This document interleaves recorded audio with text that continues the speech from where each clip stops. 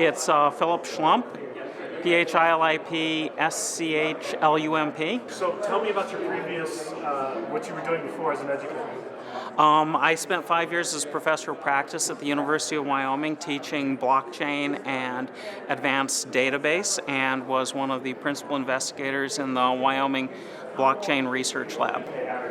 Okay, so tell me about what you were saying about the investigation stuff and this whole concept of, I think I'm hiding my money, nobody knows where it is, yet you're putting it in the most transparent public place that exists. Right. I mean, there are entities in the government that are using artificial intelligence to track the money through blockchain systems right now. And we did a project for the government where we actually used this, and we ended up using the same data in some of our artificial intelligence classes, our machine learning classes, to be able to track where money went. And we did basically modeled what we were doing off of Oleg Deripaska's behavior on the blockchain and Bitcoin, and trained it on that, and then found other people that were doing the same thing. Oleg Deripaska is a Russian oligarch that we knew was money laundering. So they're using this software right now. And most of these chains, they're public. They're not things that, you can hide what you're doing. Even some of the ones that claim that you can hide, I have great doubts as to whether or not it actually works. So, if you make a transaction, they can trace you. Okay, so let's talk about the wallets. Can you brute force a wallet open? Not generally. I mean, if this were the case, then, there's good evidence that it can't be done. I mean, if you lose your private keys, it's over. Okay? But if you don't lose your private keys, if you really keep them private, the cryptography is very good. It works well. And we know that because there are huge accounts on Bitcoin that use this kind of cryptography, that people have basically said, yes, if this account is breached, then we know that the cryptography is broken, and they are still there and they haven't been breached. Okay, so let's talk about the multi-signature wallets in relation to what we just talked about. Yes, like the Shore multi-signature system. Okay, there are good multi-signature systems, yes. And again, the cryptography is good. It's not broken. And there are other evidence that we have that this cryptography works. The federal government arrested a drug lord, and all of his computers were encrypted with the same encryption that we use in blockchain, in Bitcoin. And after a number of months, they had to give his computers back because they couldn't crack the hard drives. Okay, and they had to let him go. And this stuff went to the NSA and they couldn't crack it. So you know that they can't get past this. It is secure. So this is even more secure than, say, the iPhone, which some Israeli company got past in the San Bernardino case, right? They figured out how to get past it, yes. But this is literally by the nature of the math and the algorithm and the key and the encryption and the whole dynamic. Yes. Especially if you do the multi-signature, because even if they could, say, theoretically somehow get past one, you still have the other signatures you have to get past. Well, if there's some sort of a flaw in the system, then they could get past that. And that's what quantum computing can do, is get you past the algorithm itself. What most people don't understand about quantum computing is we already have new algorithms that are quantum proof, that can be direct replacements for those current algorithms that provide us the same kind of security, but they provide us that after quantum computers are big enough to do this. And there's 4 finalists at the National Institute of Standards right now that I worked on one of those algorithms that is a quantum-proof cryptography algorithm. And I'm not some special cryptography person. I did a bunch of grunt work on the algorithm, but that has to be done too. And those things are coming. They're getting close right now to being real and available as replacements. So those things will work, and most people will never even notice that we switched over to a new algorithm. It will be transparent to them.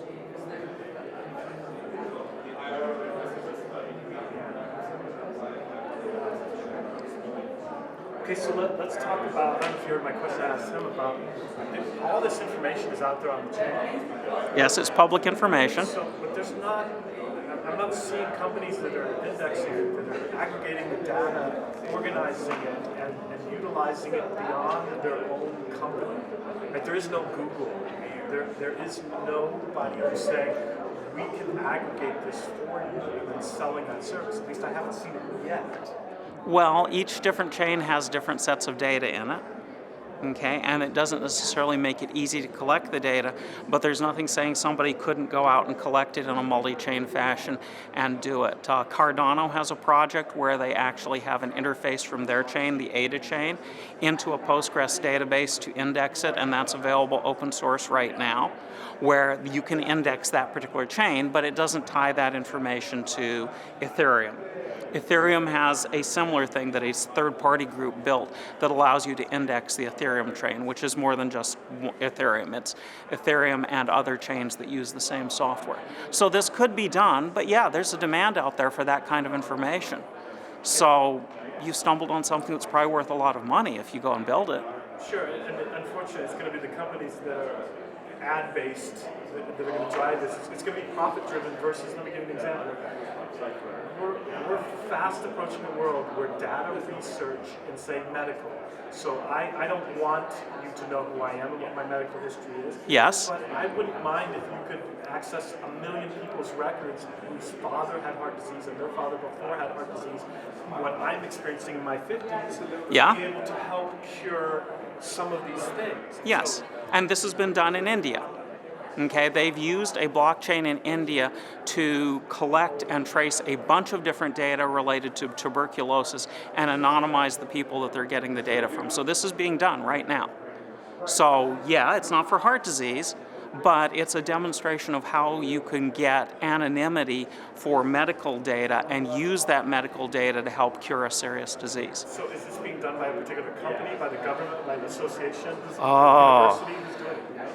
I don't know now, not off the top of my head. I mean, it's been at least 1.5 years since I discussed this as a case study in one of my college classes. Okay, it's happening. Companies are kind of finding that they're going to do it for their own purposes. Yes. But you don't have John Hopkins saying, hey, wait, we need to move in this direction. At least we don't know that, right? And medical is just one case study. Sure. Can we kind of foresee or help me to predict or look through kind of what it would take to get us to the point where we're using this massive amount of data that a lot of it, I mean, how many people are just contributing and it's age-based to 23andMe and just like, here, take my data. Oh, it's a huge number. And genetic data is quite unique and quite important. And there's all sorts of stuff in genetic data that people don't realize. For instance, I have a friend, Steffi Lee, that has cystic fibrosis. And she has a drug that she takes. Cystic fibrosis is usually fatal by about age 30. Okay, so this is really important. The drug is very effective, but if you give this drug to somebody that does not have CF, it will kill them. So she has a complete genetic profile to prove that she really has CF so she can get a drug that will not kill her. Okay? And, you know, there's a bunch of work being done on other single gene mutations like sickle cell anemia that, you know, here's this data that we can show this is a way that we can do this. They've actually used CRISPR-Cas9 to be able to change some people's genes to cure them of sickle cell anemia. So this is a real thing, is now we've reached the point where we can actually edit the genetics of a living person and fix them. And there's a bunch of diseases that fall into this category. The unique thing about something like a fix like this is not a treatment that treats a person. This treats them and all of their kids into the future. Okay? So it's a very different kind of treatment that maybe we can just eliminate some of these horrible things from the entire genetic population. Okay, so this is the most noble of all of the things. That's why I'm bringing it up first. So at what point, because everybody talks about mass adoption, at what point is the institutions of higher learning going to start looking at creating their own way of aggregating for either further education within their institution, the betterment of mankind, not just in the medical sense, but across the board. If you could scour the blockchain for technological advancements within the Web3 space, who's doing the best minting? How are they doing it? How can this data just sit there and nobody is trying to aggregate it for the betterment of that specific industry? Well, it's a new technology. I mean, it's going to take time to get some of these things built. And just because there's nobody aggregating it now doesn't mean that it shouldn't be aggregated. I mean, I'm an old gray-haired guy. I can remember when Google didn't exist, and there was nobody aggregating in any effective way what was out on the web. But these things will come along, and all it takes is one person to say, hey, here's a model, we can aggregate this data, let's find out what the value is in it, and actually go and aggregate it. Now, what I know about aggregation is that most of the people right now that are interested in aggregation is ones that want to look in the government for specific criminal activity, mostly money laundering. But there is a demand for that kind of a thing. And if you aggregate it and you're selling the data to the government, you can probably make a viable business out of that in and of itself. And, I personally happen to think that money laundering is not a very good thing, and that actually doing this would be a good thing for the world. Is let's go hunt these people down and let's keep them from doing this and abusing our platform that can have a lot of good uses, but it has some bad side effects. Okay, let's stick in this vein. So you have a lot of these black flag events, bring black eyes to the industry. Yes. I can't imagine that these people weren't putting the red flags along the way, that if someone was aggregating what these people were doing all along, maybe these things could get spotted. Should the industry self-regulate and be concerned about aggregating things along the way? Well, sure it should, but there's plenty of things where industries don't self-regulate. I mean, what's a good example of somebody not self-regulating? I can remember Bernie Madoff being, selling a financial product that was too good to be true. Guess what? It was too good to be true because he was basically committing fraud. And, anybody that looked at this and went, nah, this can't be true, okay, they got laughed at because, look, he's making money with it. Well, yeah. And we're seeing some of those same kind of things in the blockchain space. But if you look at what the fundamental technology is, there's some tremendous value to the things we can do with a blockchain. And if you're concentrated on these are real values that can be created, this is real economic improvement. In not duplicating data being created instead of hand re-entering forms is one of them. Things having to do with attestation, which is the proof that something was really true at a point in time. And the court system would love to have attestation against things that are published on the web, because you go to a Supreme Court case 10 years from now, and that thing that was in the New York Times is gone. They'd like to have proof that this piece of information was there and was real and has not been changed. And you see all over in the news media, oh, this article has been changed to do this, and this article has been changed to do that. They actually need a copy of it that has proof that it is the original when the court case occurred. Okay, so that's attestation. Attestation of data for things like healthcare is what was this not now, but in the past when we actually looked at it, is still the same. There's a huge problem with proof of data for scientific research. I don't know if you've ever heard of this, but there was this guy, Ionis, that came through and did a bunch of research about whether or not medical studies were really true. And an awful lot of them, they may have had data that showed what they wanted, but that doesn't necessarily mean that this research was actually generally true to the world. Okay? There's a certain probability that you get a positive result that's not true. It's just false. And there's published studies like this. There's a lot of them.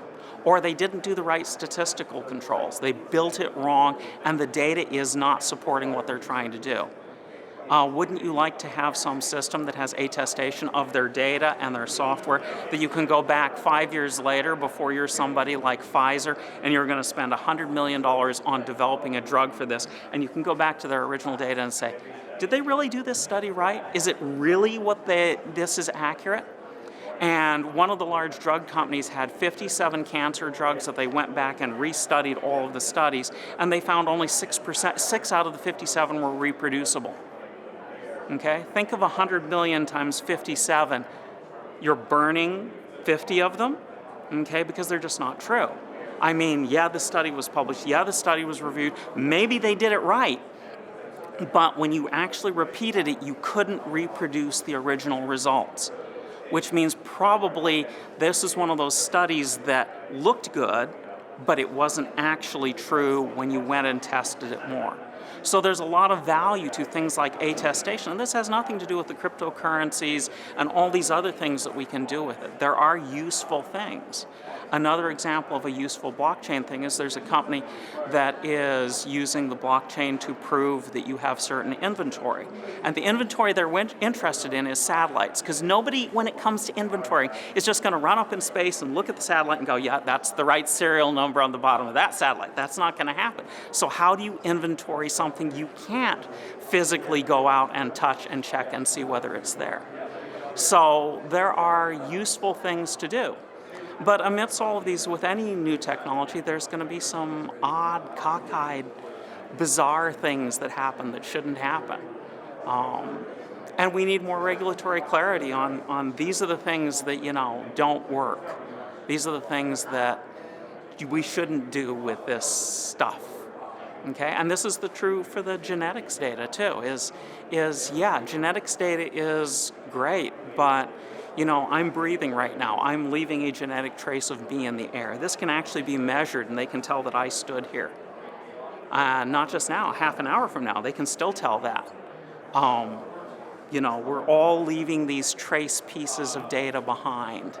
Okay, when is it legitimate? When is it, okay to say, this really is something that we can look at and use, or is this some invasion of our privacy?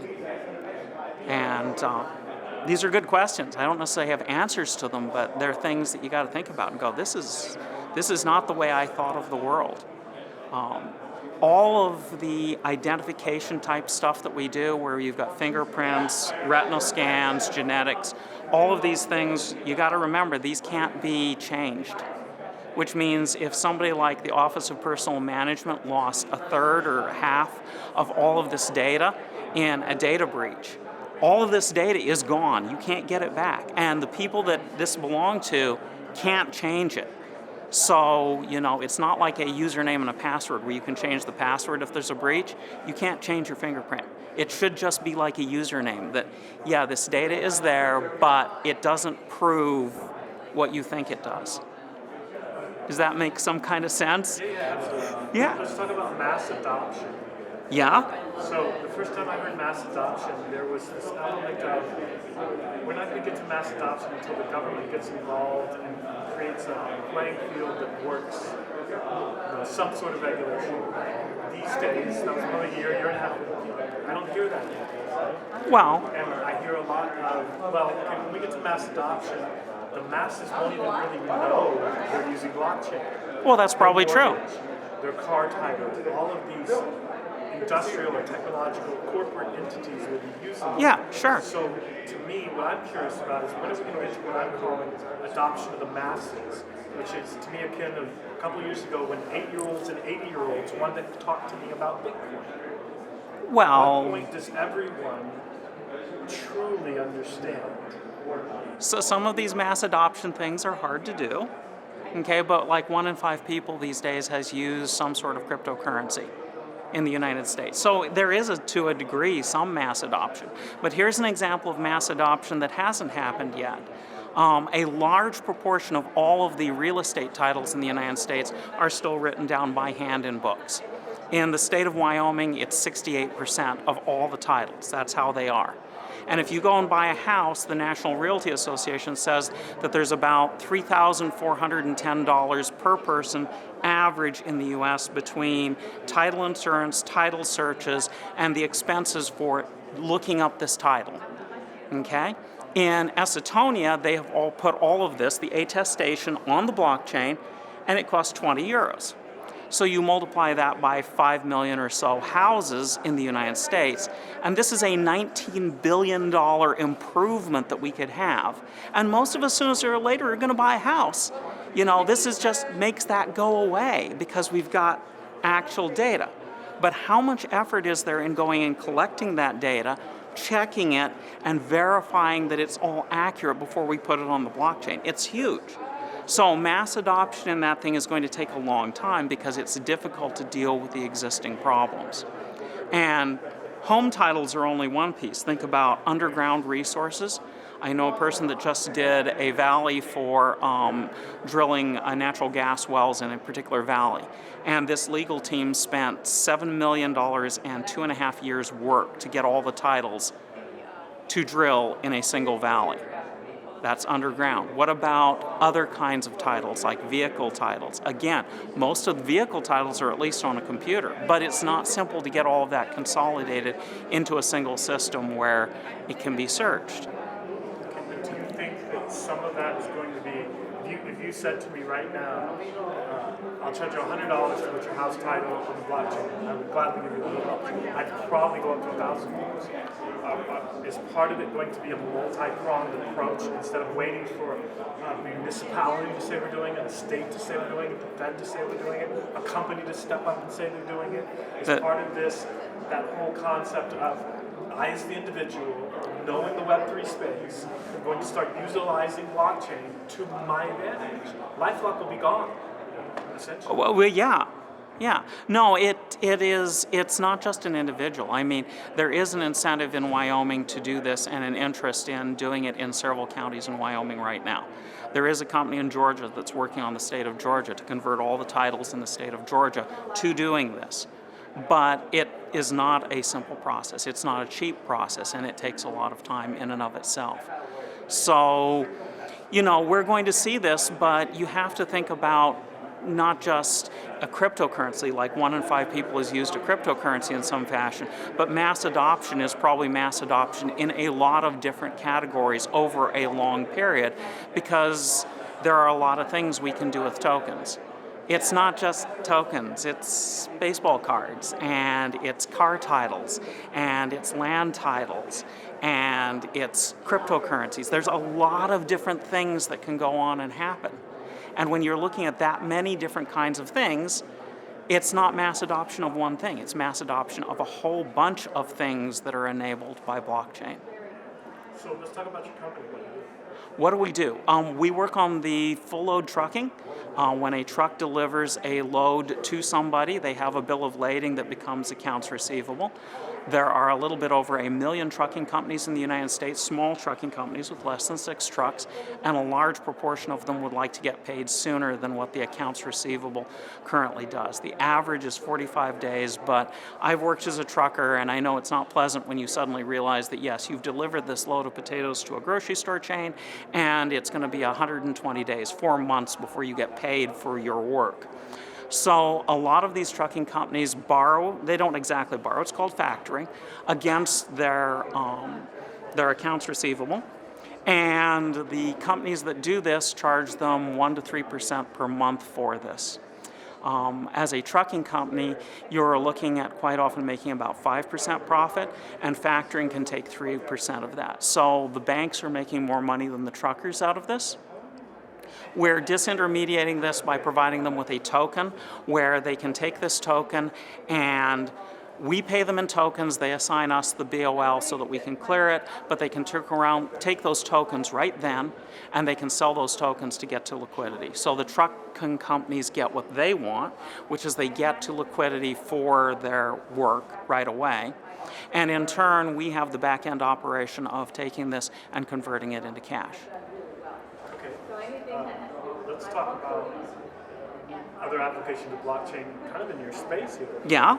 So I don't want to get sick from the spinach in California that keeps being tainted every couple of years. Yes. And we're fast approaching a level where batch numbers Yes. are going to be on the blockchain. Some of that is already there, yes. Totally traceable. It varies. Okay. But Okay.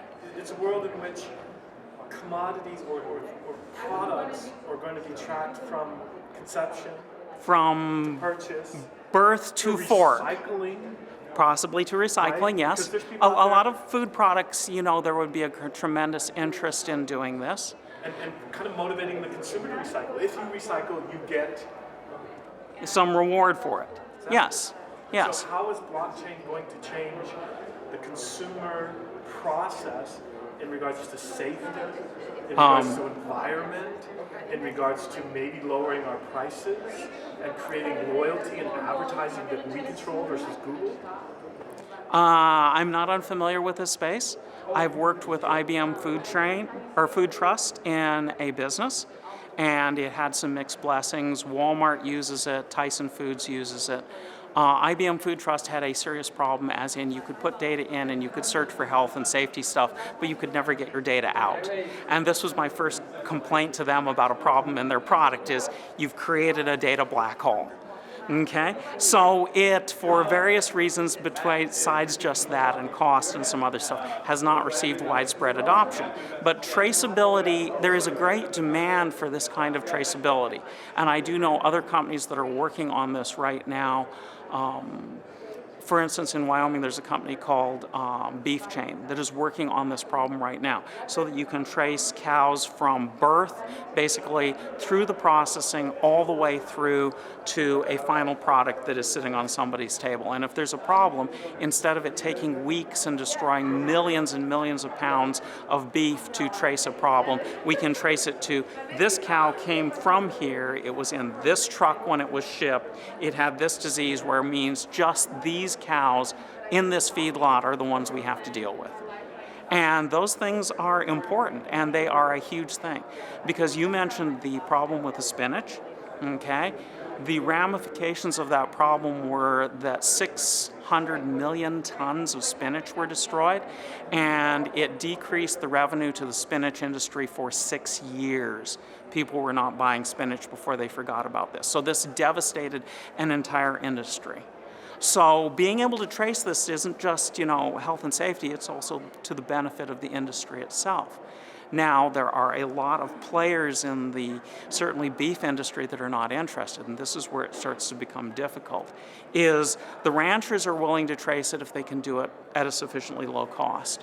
The feedlots are a little bit less willing, but they're sort of willing. But the meat packing, there's only a small number of meat packing companies for beef, and they're completely unwilling because they're making a profit out of the ranchers and the feedlots not knowing the information that they know. And consequently, if you started tracing it, okay, you could figure out very easily which ranches are making the highest quality beef and should be paid more, and they wouldn't be able to get that for a low price and then make more money out of it. So there are problems that are structural problems in some of these industries that make it very difficult to solve. Is how do you get it to the point where you can actually trace all the way through and get this to work? But yeah, there's a tremendous demand for this. And people will pay extra to, oddly enough for beef, it's not a matter of just the traceability, but, they would like to know when they buy a steak on their plate in a restaurant that it came from this family. What's the story of this family? How are they doing land conservation? How are they protecting sage grouse? And they will pay extra for this quality of information going back. So these are very real things. It's not just beef. I'm familiar with that particular one being from Wyoming. But yeah, there's a demand there. And I'd like to see that along with a lot of other people. And in other products, traceability of where it came from, how was it manufactured, are these blood diamonds in it or not? Things like that you'd like to know and be able to increase the quality. Now, the real thing for a lot of this traceability is having to do with counterfeits. And most people don't think about counterfeits, but there's a Harvard Business Review article a couple of years ago that puts the value of counterfeits in the world at something like $7.6 trillion a year. The FDA estimates that there's $16 billion worth of counterfeit drugs sold in the United States, which mostly they make the comments that hopefully they don't do anything as opposed to not just cure you, but they don't kill you. Okay? There have been certainly cases of painkillers being sold over the counter that instead of having the manufacturer's drug in it, have fentanyl, which is quite deadly, especially in the wrong doses. So, there's things like this.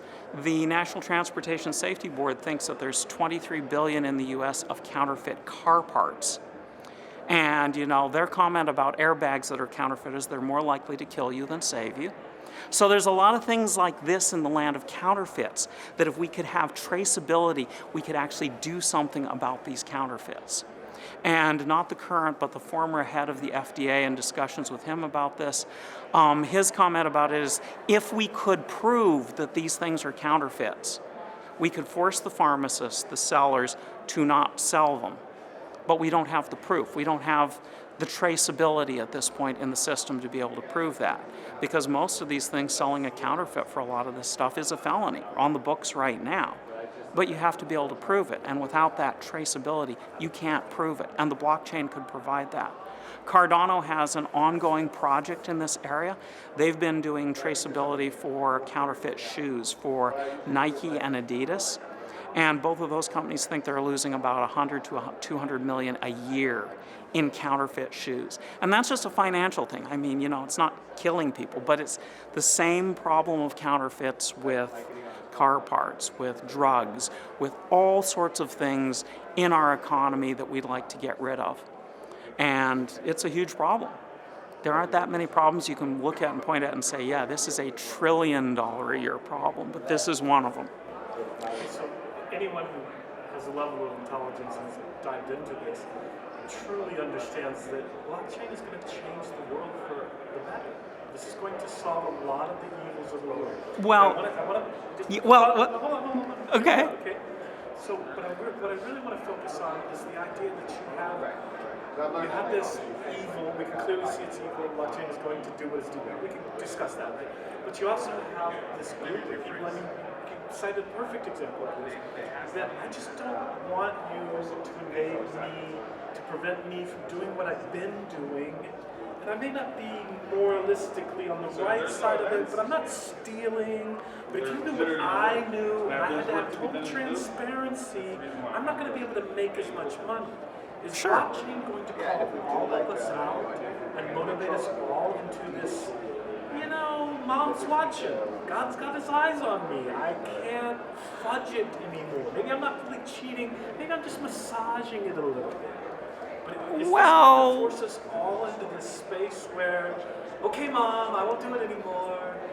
But blockchain is not going to force us into this space as much as it's going to get rid of a lot of the intermediaries in a lot of things. And when you add traceability, when you add, a system that takes out the people in the middle, you've created a more efficient system. And taking out the people in the middle means that somebody is losing in this. The flip side to kind of taking out the people in the middle is the United States is having labor shortages because there aren't enough people. So hopefully we can deal with some of our problems and get these people to go do something else that's more useful. Okay, I mean, there are a lot of industries that have gone away, and we're not sorry that they've gone away. Windshield wipers used to be a person that stood on the sideboard with a squeegee and cleaned your windshield when it was raining. I personally do not ever want to do that job while somebody's driving down the road, and I don't think that job should exist. Automating this was a good thing. Okay, and there's all these different kinds of middlemen that go away, and we're better off for it. Now, that's not necessarily an easy process. There are people that are losing out in a certain way in the process, but yeah, they'll resist it, sure. That's any kind of a technological change. There's always resistance to it. And somebody's going to lose out, somebody's going to lose a job.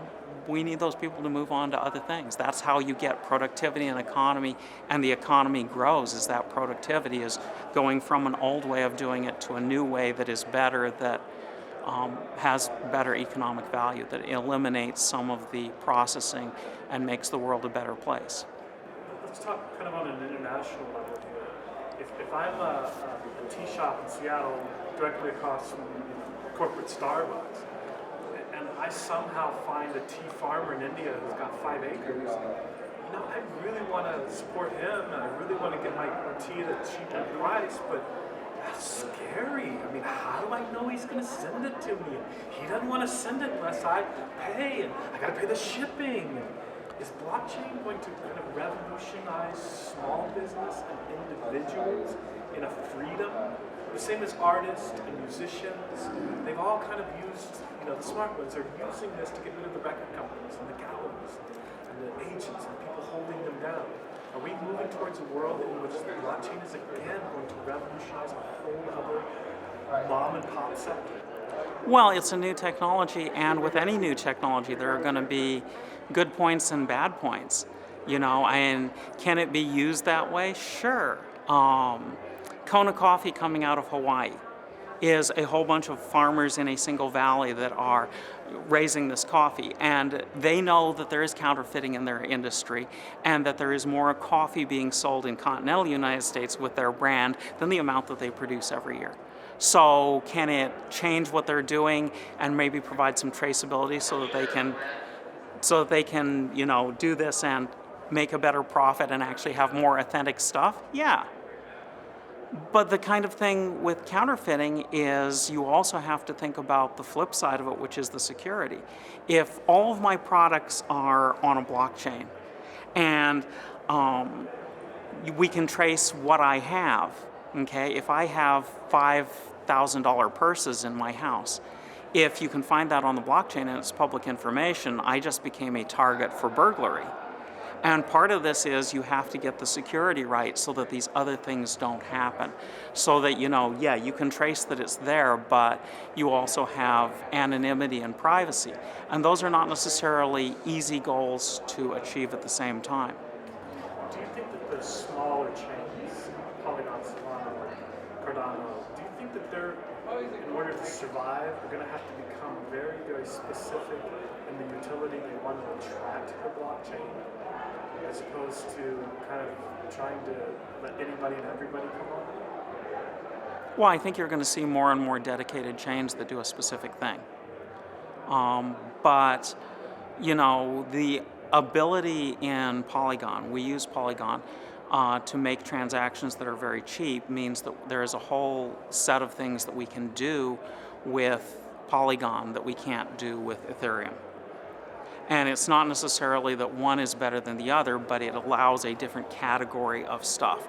If it's, tracking a title to a piece of property and the property is $500,000, you don't care about the $35 or whatever it costs to run the smart contract on Ethereum. But if you're trying to track a cow and you have to get the tag on the cow to be worth less than $1, then suddenly something like Polygon can come along at a different price point, and it can make this possible financially because it costs less than something like Ethereum, that you can't afford to do it because it's just not financially possible. So each one of these things has different capabilities and a different utility, and so I think that it's not a matter of will they become more specialized. You're just going to get more chains that have different properties and different capabilities, and different capabilities means that they will fit into different kinds of projects in different ways.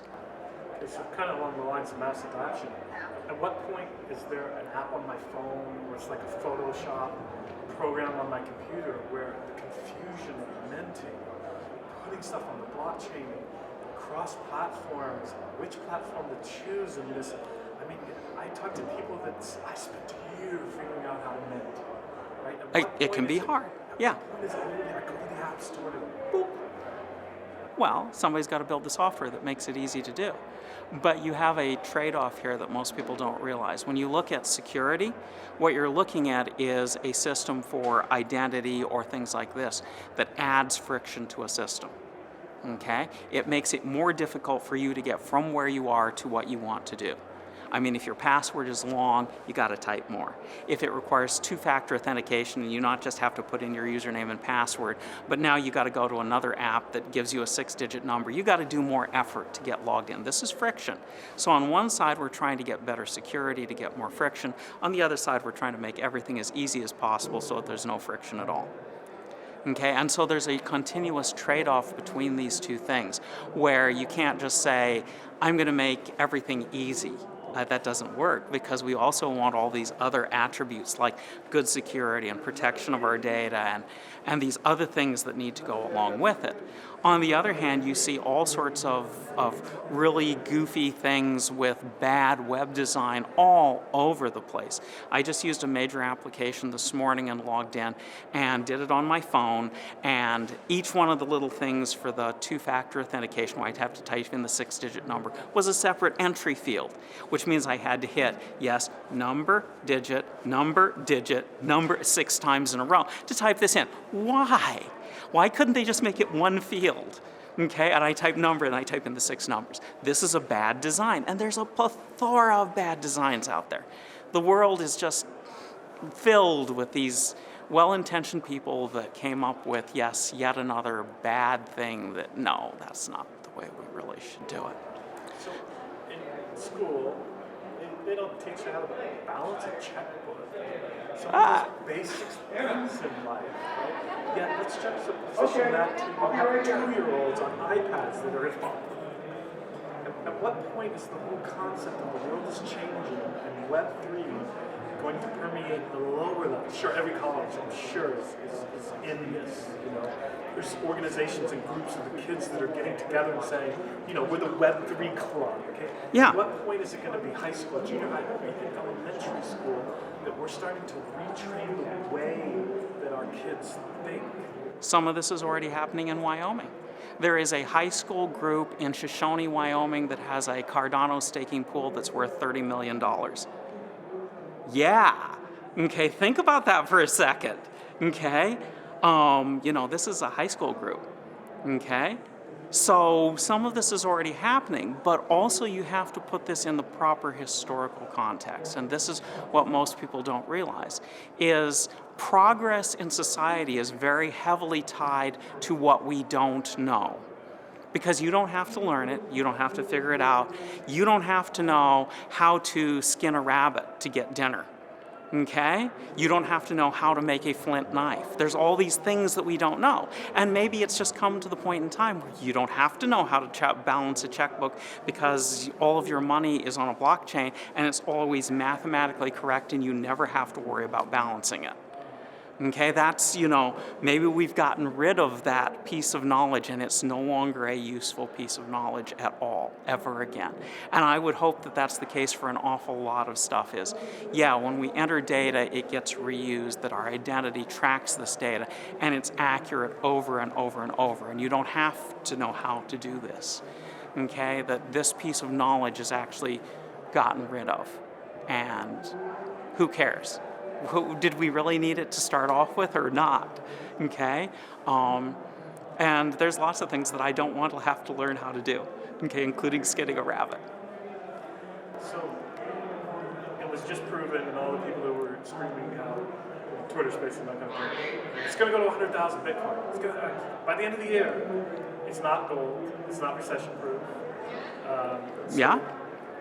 We kind of are in this winter, as everybody likes to call it. When we come out of it, and most people that I talk to say it's going to be regulation that's going to send us back up. Do you think that because Bitcoin is, I don't want to say a pyramid scheme or a multi-level marketing, but it kind of is. It kind of is a Ponzi scheme of sorts, right? Legitimate as it is.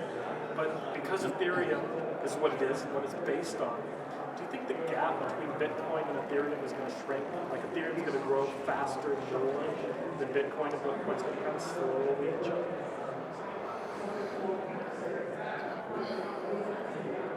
Any of these things that have a fixed supply, okay? If you look at the history of money, the thing that makes money valuable is that there is a limited supply.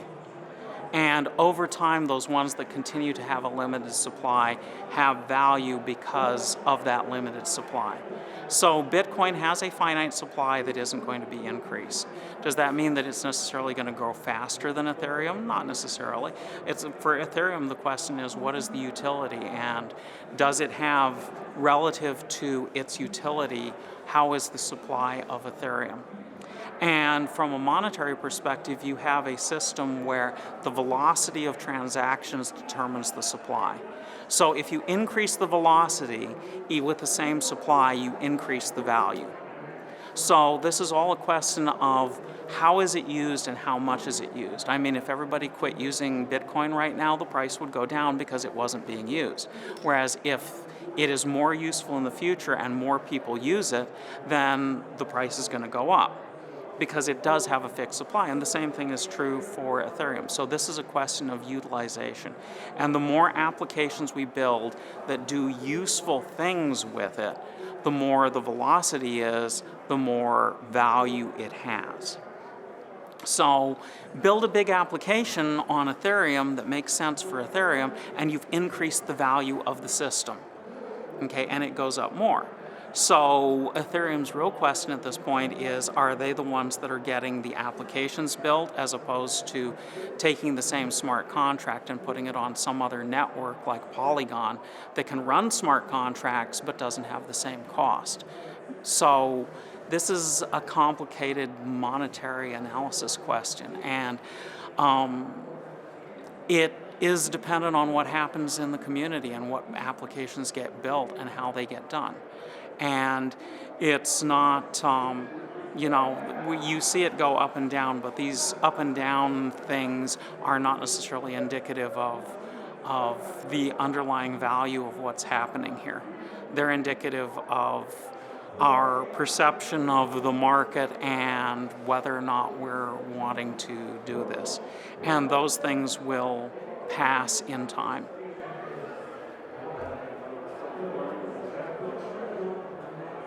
Okay.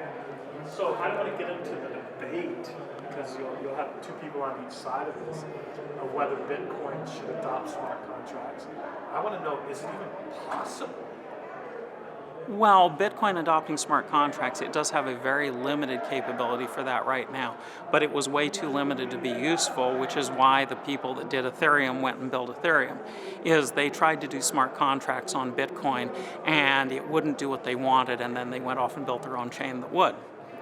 Okay? So to some extent it is there, but it provides a different set of capabilities.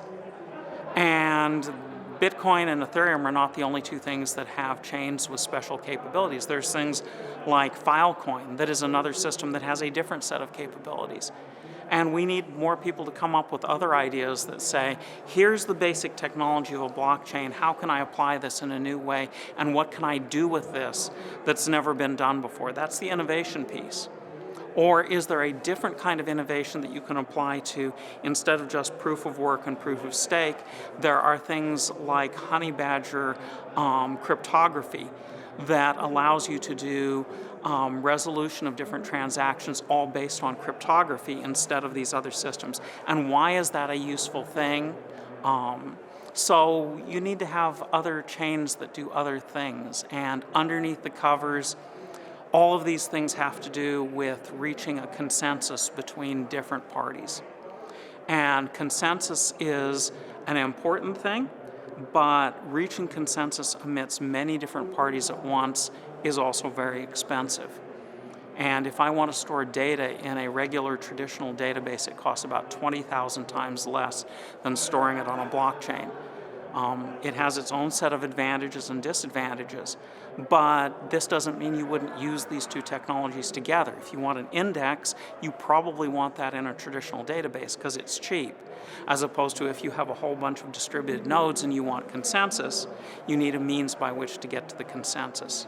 And most of these consensus protocols were developed for things like control systems in airplanes, where you really need to get to consensus on what the flaps and the ailerons are doing, okay, quickly, and it's not a question of does it do it at some cost, it's if I get this wrong, bad things are going to happen, okay? So there are other things that consensus is used for besides just cryptocurrencies. So let me kind of go in a weird direction here. What is this 2035 date that people talk about when all the Bitcoin's been mined? What is that? Well, Bitcoin is set up with a mathematical formula that says that if we do a certain amount of searching, we can find a certain number of Bitcoins over time, and eventually they will all be found. And this is the fixed supply. There are only 21 million of them. How many of them have been lost forever because people have lost their keys? There's a bunch. So there's less than that number in circulation, but there's only going to be so many. It makes digital scarcity is what it does. And that scarcity in and of itself is part of the value of Bitcoin. We know that there are only so many. And when they're all in use, they're all in use. That's it. There will be no more. Now, in the old world of web stuff, you had a ticket to a concert, you took that ticket and you went, oh, I can't make it to this concert, I'd really like to sell it. You can't sell it on a standard web page because there's no proof that you've actually transferred the original to somebody else. There's no scarcity because everything in a web page is copies of everything else. And so we saw, over the past 20, 30 years where the web has become a tremendous thing, but it's all copies. This is a system where you can actually have digital scarcity, where you can say all those things that we need to prove that there's only one of is what we're actually going to deal with. So if you have a ticket and you sell it, you've actually sold the original and transferred it to somebody else, and that's the scarcity. And that's what becomes useful. And there's a huge swath of these things out in the real world for which there is scarcity. There's only one of this person, there's only one of this title to this vehicle, there's only one of this, okay? And these digitally scarce things are what the blockchain enables. Okay, so if I understand it correctly, the year isn't actually 2035 because there's something built in that it halves itself. Yes. So kind of tapering down. Yes. Right?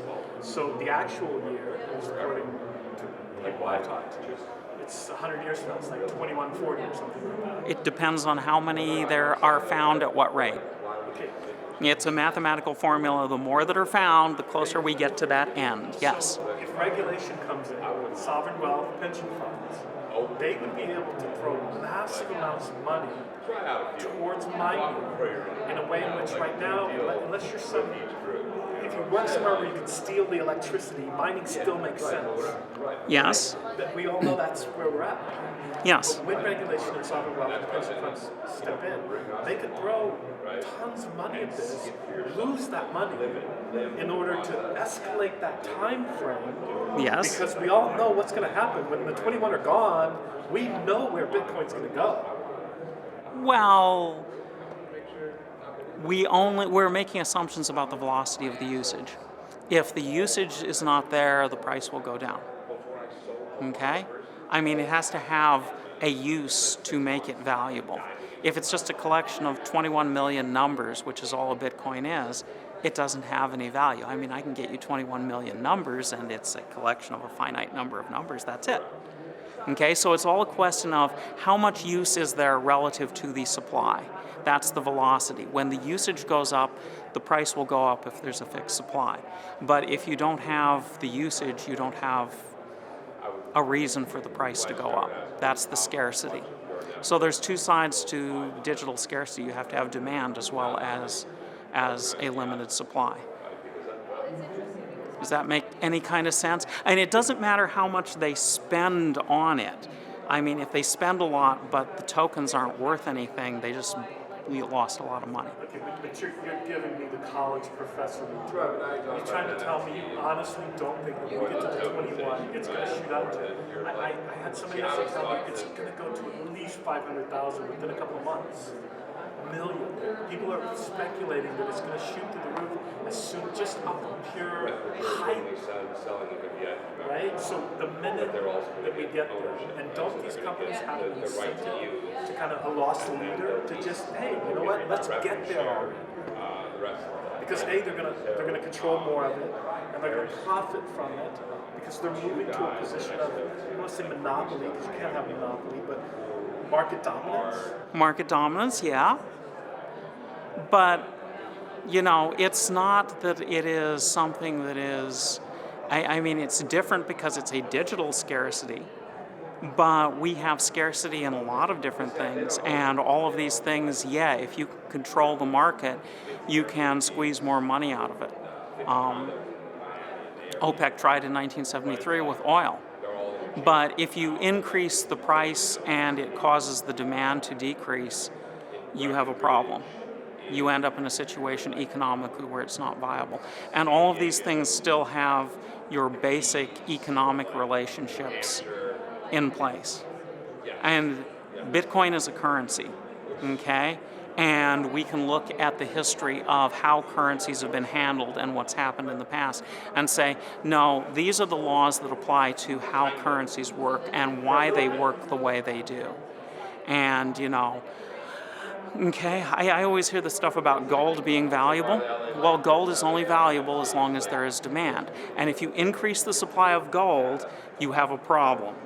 Okay, and Spain did this in the 1500s because they brought back a bunch and they basically had inflation in gold because they had more supply than their demand. The same thing can be applied in the reverse. If something is scarce, the price goes up because of the demand, but it's because of the demand. So yeah, there might be some period when it skyrockets because of PR, and the last one has been found. But over the long haul, these are the fundamental things that drive the value of a currency, is supply and demand. And you can't get past that. That's what it does. This is how it works, and this has been true for a great many currencies, from gold to, diamonds to all sorts of different currencies have these properties. Okay, so let me give you the flip side of that. So the sovereign wealth and the pension funds come in, and they dabble in Bitcoin. They kind of gravitate towards the U.S. coin, the digital, the stable coins. Every country, every territory is going to have their own, and they kind of go here because they can do what the Fed does. Yeah. And so Bitcoin loses its hype. And everyone in the blockchain world starts to specifically say, this blockchain does this. And so people start putting money into those applications that work on that blockchain because it's specific to that. Sure. And the hype fades away. And Bitcoin, after its initial skyrocket, suddenly drops to a couple of thousand. It's certainly possible, or it can go to zero. I mean, Bitcoin relies on proof of work as a security system, but proof of work uses up a lot of electricity, and Bitcoin is using more electricity than the country of Argentina. Suppose we start tracing the CO2 that is in Bitcoins, and we say, well, this Bitcoin is green and that one is not, and we say, you know what, we'd really like to have a system that doesn't work this way. There are systems that don't.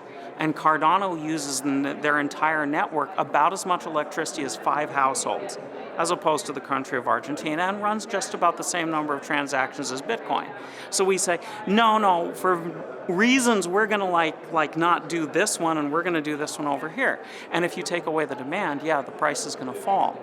So there are a lot of different ways that we could say, yeah, it's going to go up, or no, it's going to go down. Because there are other factors that we have to look at. Nobody really knows.